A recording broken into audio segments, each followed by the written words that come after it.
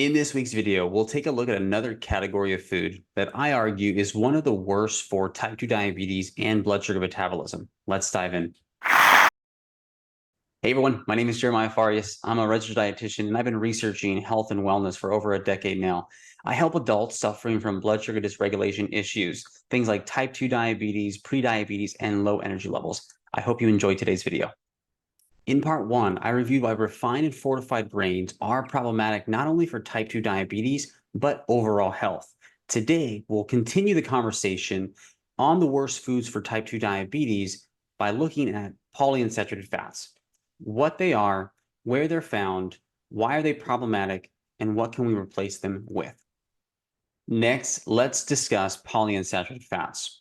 So what are polyunsaturated fats? Let's go over the various types of fatty acids that are typically within our diet and our food. So we have monounsaturated fats, polyunsaturated fats, saturated fats, and trans fats, but we won't discuss trans fats today. So monounsaturated fat, mono meaning one, that indicates one double bond within the chain. Then polyunsaturated fats refers to two or more double bonds. And then finally, saturated fat refers to the fact that there's no double bonds. All carbons are fully saturated, usually with hydrogens. So why are these polyunsaturated fats an issue? It has to do with their structure, and it has to do with what occurs and what happens to them once they enter our body. When we consume various fats, they are used for structural purposes, including the structural component of our cell membranes. So each cell has this phospholipid bilayer, and fatty acids that we consume make up that phospholipid bilayer. You also are going to have these polyunsaturated fats being incorporated into the mitochondrial membrane. Mitochondria are the powerhouses of the cell. They produce energy, cellular energy, called ATP. So when they make up, the polyunsaturated fats make up the membrane structure of both cells and the mitochondria, it increases the leakiness of the cell. So you have things that are floating in and out. One paper puts it well where it says an increase in omega-3 acyl chains within the intramitochondrial membrane will replace the omega-6 polyunsaturated fat acyl chains and thereby influence something called microviscosity. This may cause the membrane to become leaky and allow for more proton leak back into the matrix. So with this leakiness, you have essentially a wasting of energy and insufficient energy production, which is going to impact blood sugar regulation and blood sugar control. Because if you remember in previous videos, I argue that type 2 diabetes is a result of impaired cellular energy production. We're having issues utilizing glucose within the cell, converting glucose into that ATP. So polyunsaturated fats also pose an oxidative liability. When the polyunsaturated fats are making up the cell and the mitochondrial membrane, they are prone to damage and oxidation. When they're oxidized, this damages the cell and damages the ability of the cell to function properly. You damage the mitochondrial membrane, you impair the mitochondria's ability to produce cellular energy. And so these double bonds are easily oxidized. And this means that an electron is stolen by a free radical. And this graph right here shows how much more polyunsaturated fats are prone to this oxidation or forming or to form lipid peroxides than monounsaturated fats and saturated fats. Monounsaturated fats and saturated fats don't even show up on the chart, where the omega-6 polyunsaturated fats and the omega-3 polyunsaturated fats do. And you have DHA, docosahexaenoic acid, is the most prone to this lipid peroxidation. The last concern worth mentioning about polyunsaturated fats has to do with their harmful and toxic byproducts. I just mentioned the formation of things called lipid peroxides. So lipid peroxides are the oxidation or oxidative degradation of fats or lipids. And these lipid peroxides result in accelerated apoptosis, which is like programmed cell death, and death of the cell, which again, we don't want that. We want to properly well-functioning cell. And the lipid peroxidation increases oxidative stress, and it increases and is associated with insulin resistance, beta cell dysfunction, which remember, beta cells are the cells in the pancreas that release insulin, impaired glucose tolerance, and ultimately the development of type 2 diabetes. And then lipid peroxidation, there are byproducts from the formation of lipid peroxides, and these include MDA, malondialdehyde, and 4-hydroxy-2-nonanol, known as 4-HNE.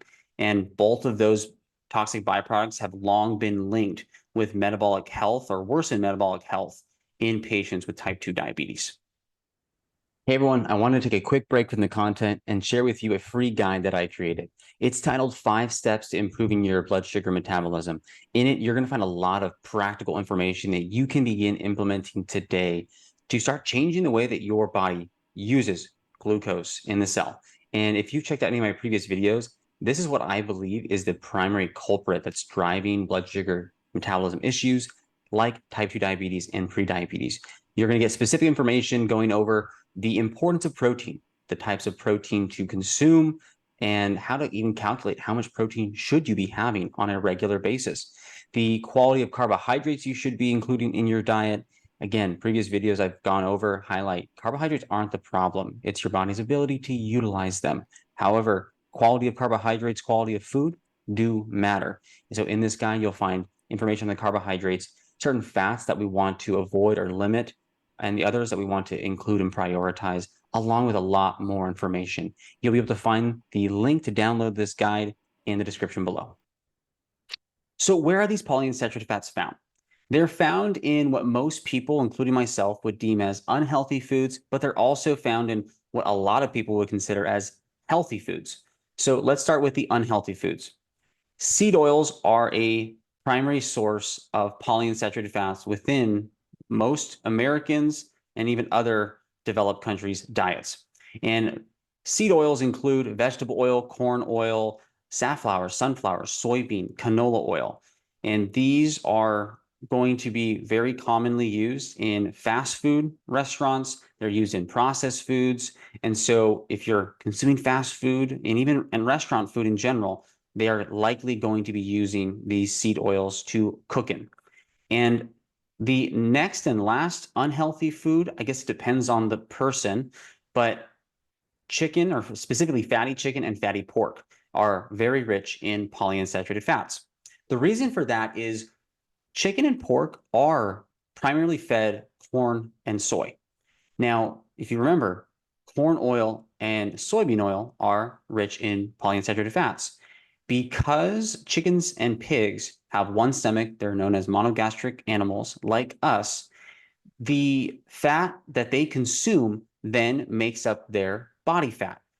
Given they're consuming primarily corn and soy, their fat source is from basically corn and soy oil, the fats that are found naturally in those foods, making up their fat tissue. So this is something to consider. It's very hard, unfortunately, now to find chicken and pork that is low in polyunsaturated fats because that's influenced by their diet. Now, what are these quote unquote healthy foods that are rich in polyunsaturated fats? These include fatty fish, things like salmon, mackerel, anchovies, sardines, herring, and this includes nuts and seeds. There are some exceptions to nuts and seeds, though. So macadamia nuts are very rich in, and primarily, monounsaturated fats, similar to something you'd find in olive oil, avocados, avocado oil. And other nuts like cashews and hazelnuts, these are a bit lower in the polyunsaturated fats. But the vast majority of other nuts and seeds are very rich in polyunsaturated fats. And this isn't to say that one should avoid fatty fish or even nuts and seeds. Fatty fish is quite nutritious, and it contains a lot of trace minerals, vitamins, and minerals that are hard to find in other foods and other land animals. And so I'm a fan of incorporating fatty fish, but I would limit your intake to maybe 1 to 2 times per week and no more. That way you're not getting too much of the easily oxidized polyunsaturated fats, namely the omega-3s. And then nuts and seeds, I would use those more as an occasional sort of condiment versus relying on them as a staple for snacks, which many people do. Many people that I work with are often relying on handfuls of almonds and cashews and nut butters for snacks, for meals. And so that's where we'd want to limit our consumption of nuts and seeds if we're heavily relying on them. But if you're consuming them on occasion here and there, I really don't see an issue. One thing to keep in mind is if you're consuming all of these foods, both the unhealthy and the healthy foods, fairly regularly, but with each individual food, you have it maybe once a week, but because you're having all of them present in the diet on a fairly regular basis, that is contributing to, I would argue, a net excessive amount of polyunsaturated fats. So that's something to keep in mind, your net overall intake and exposure to these polyunsaturated fats in your diet. So given that I recommend limiting your intake of polyunsaturated fats, where should we be getting our fats from? And as you can imagine, I argue prioritizing monounsaturated fats and saturated fats should be the goal. Where do we find these? So first and foremost, monounsaturated fats are found in things like olives, olive oil. You can find it in avocados, avocado oil, macadamia nuts, and macadamia nut oil. Those are very rich in monounsaturated fats. And those are less controversial. Most people know that those are associated with improved health. The saturated fats, this is going to be things like butter, ghee, coconut oil, chocolate because of the cacao. Also, ruminant animal fat. So this is red meat, things like bison, beef, lamb, wild game. Their fat is going to contain saturated fat. This is another common misunderstanding or misconception that red meat is exclusively saturated fat. Things like coconut oil, butter, and ghee, those in fact are primarily saturated fat and chocolate. But red meat fat is actually a combination of monounsaturated fat, like you find in olives, on avocados, but also saturated fat. But these are the foods that I believe we should be prioritizing. And there's some interesting papers that I wanted to review. They're animal studies, but still, I think, again, very, very interesting. So in animal models, replacing tallow, which comes from beef, for corn oil, dose-dependently protects against alcoholic fatty liver disease. Then when you look at omega-3s and omega-6s, they show an increased ability of the chemical alloxin to induce diabetes, while saturated fats are protective. So when you consume or are incorporating omega-6s and omega-3s in these models, the rats are more susceptible to the toxin causing diabetes, where the saturated fats protect against this toxin causing diabetes. And then last, replacing olive oil with sunflower oil increases age-associated accumulation DNA damage. So replacing the monounsaturated for the polyunsaturated, you see increased DNA damage. So swapping polyunsaturated fats for the monounsaturated fats and saturated fats is going to allow us to be improving our health, improving our cellular energy production, and lead us closer to reversing our type 2 diabetes. The topic of PUFAs or polyunsaturated fats can be a bit complicated, so I will be diving deeper into this topic on future videos, especially as it relates to omega-3s. Additionally, I understand that this information is also a bit controversial, and I do my best to share the research behind my concerns and recommendations, but I would understandably expect some pushback. I will also be creating videos sort of dismantling the concerns around saturated fat and red meat as they relate to things like diabetes, cardiovascular disease, cholesterol levels, cancer, digestive issues, and even more. So be on the lookout for those.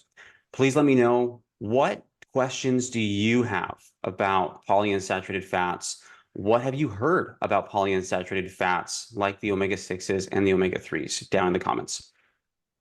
I hope you enjoyed today's video. If you have any questions about the content that I reviewed in today's video, let me know down in the comments. You can also request topics that you'd like me to cover in the future. If you're interested in working one-on-one with me, the best place to start is scheduling a free 30-minute discovery call that I offer. I am credentialed with a couple of insurance companies, so there will be a link in the description that allows you to check if I accept your insurance. Don't forget to download my free guide, 5 Steps to Improving Your Blood Sugar Metabolism. That link will also be in the description. If you enjoyed this video, please don't forget to give it a thumbs up, share it with someone that you think would benefit and enjoy it, and also don't forget to subscribe. I'll be releasing new videos every week, and I don't want you to miss those. Thanks again for taking the time to watch this video. Take care. Have a wonderful day.